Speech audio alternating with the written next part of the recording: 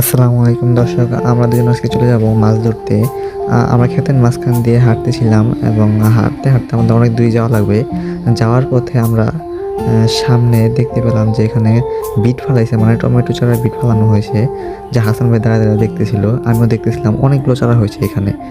Finally guys, আমরা এই মাত্র চলে আসলাম আমাদের সেই জায়গাটা যেখানে আমরা কারণ জল পেতেছিলাম। তো আমার হাসান ভাই, কি মনে হয় মাছ কি পড়বো হাসান ভাই? জি ভাই, দেখা যাচ্ছে একটা টাকি না কই ভাই যে মরে রয়েছে। আচ্ছা হাসান ভাই যান। বলতে বলতে হাসান ভাইকে নামিয়ে দিলাম পানির ভিতর। তো দেখা যাক কি হয়, ভাগ্যে কয়টা মাছ আছে আজকে। তারপর হাসান ভাই জাল উঠানোর সাথে সাথে প্রথমেই একটি মাছ পেয়ে গেল, যা ছিল কই মাছ। তারপর সামনে আরো অনেক মাছ ছিল, যা হাসান ভাই বারবার শুধু ধরতেছে আর খালি উপর দিকে ঢিলা দিতেছে। তা আমার দেখতে খুবই মজা লাগতেছিল, উপর থেকে বারবার শুধু দেখতেছি।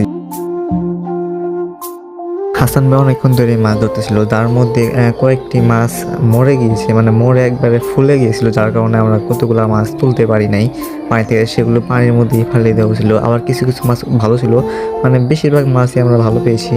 এখানে কিছু কিছু মাছ নষ্ট হওয়ার কারণ হচ্ছে কারণ জালটা আমরা গতকাল রাতে পেতেছিলাম, আর আজকে সকালে দেখার কথা ছিল কিন্তু দেখতে পারি নাই, দুপুরবেলা দেখছি, এই কারণে। এইখানে একটি দৃশ্য আপনাদের অবশ্যই দেখানো দরকার।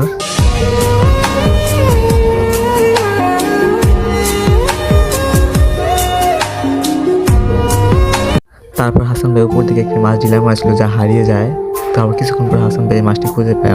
আমরা মূলত বাসা থেকে আসার সময় কোনো ব্যাগ বা পলিথিন নিয়ে আসিনি, যার কারণে আমরা একটা পলিথিন অনেক কষ্ট করে খুঁজে পেয়েছি এবং সেটিকে ভালো করে পানিতে ধুয়ে হাসান ভাইকে আবার পাঠিয়ে দিলাম যে নামার জন্য। সে আবারও চলে গিয়েছে। তারপর হাসান ভাই মাছ ধরা শেষ করে জালটি ভালো করে রেখে ফিরে আসছে।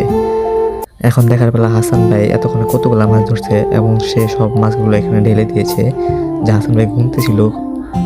মনে মনে সে পলিথিনে ভরতেছিল। শেষ পর্যন্ত দেখা যায় যে কতগুলো মাছ। তো আমরা এখানে অনেকগুলো কই মাছ পেয়েছিলাম, যা 15টি কই মাছ ছিল। এবং আমরা এখন হাসান ভাই হাত পা দিয়ে আমরা এখন সবাই মিলে বাসায় চলে যাব। তো ভিডিওটি কেমন হয়েছে সবাই জানাবেন, আশা করি সবাই কমেন্টে বলে যাবেন। আল্লাহ হাফেজ।